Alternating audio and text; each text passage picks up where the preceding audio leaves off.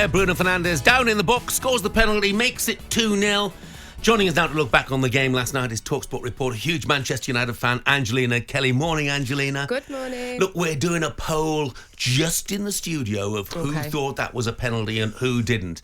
Shaban thought it was a penalty. I thought it was a penalty. I know you're a Man United fan, but what did you think?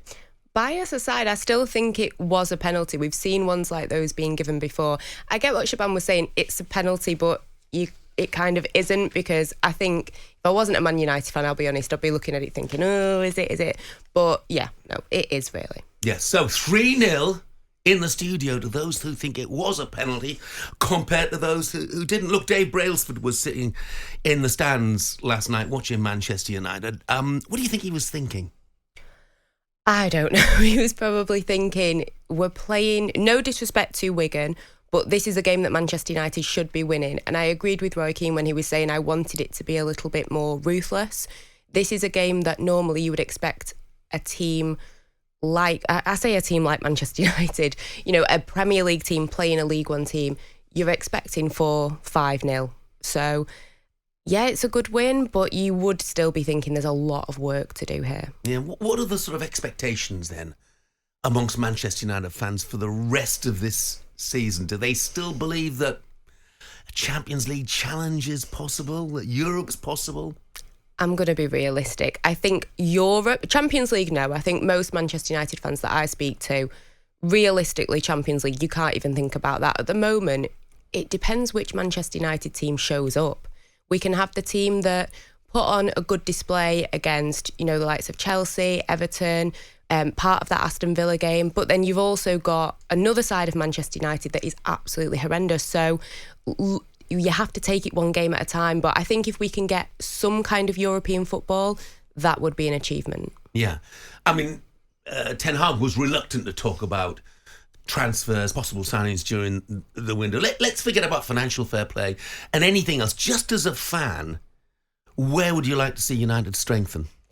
I think we need to strengthen with the defence. Obviously, there's a lot of talk about Rafael Varane at the moment, but I think that we do need to strengthen a little bit more in defence. I think across the board, really, we need some stronger midfielders. I love players like Christian Eriksen, but you can't expect him to be playing 90 minutes of every single game. Same with Casemiro. Obviously, he's been injured. I'm not the biggest Scott McTominay fan, I'll be honest, so I think in the midfield. But the main issue has to be getting goals. It is, you think before Rasmus Højlund, the last really strong striker that Manchester United had, I'm going back to like Robin Van Persie, because people like Anthony Martial has not cut it at the end of the day. He should have gone seasons ago, in my opinion. So it's great that Rasmus Højlund is there, but he's very young and it's a lot of expectation to put on a young player. He is a young player, but he's, as I mentioned earlier, he's played more than 100 games. True. Are United fans beginning to lose faith in him? I think there were a few eyebrows. I think after last night, that would have been a perfect opportunity for him to. We saw him miss one or two chances. So that is a little bit of a worry. However, I think across the board for Manchester United this season, he's not been getting the best service. You know, when you've got people like an out-of-form Marcus Rashford and Antony, you're not getting the service that you need. So I would like to see a striker who's maybe a little bit older, who can kind of do that virtual arm around the shoulder kind of thing with him to maybe help him. But I do think, as much as if you're playing for Manchester United, you're wearing the shirt, you should be up to standard, you should be scoring goals. You do have to cut him a little bit of slack, I think. Yeah. What about Marcus Rashford? Are United fans still cutting him a bit of slack? Yes. It's such a tough one, because you sit and watch and you just think, what is going on? He must have, at the end of that game yesterday, he must have been thinking, what was I doing? Yeah. But you wonder what he is thinking during the course of games, don't you? You wonder what's going through his head. Exactly. And a lot of fans that are going to games week in, week out are saying it's not just what he's doing on the ball, but off the ball also. And a lot of fans are getting very disgruntled with it. And I think it's just so frustrating when you see a player, any Premier League player, that has the ability to do what Marcus Rashford can do when we see him on his best days, to be so inconsistent.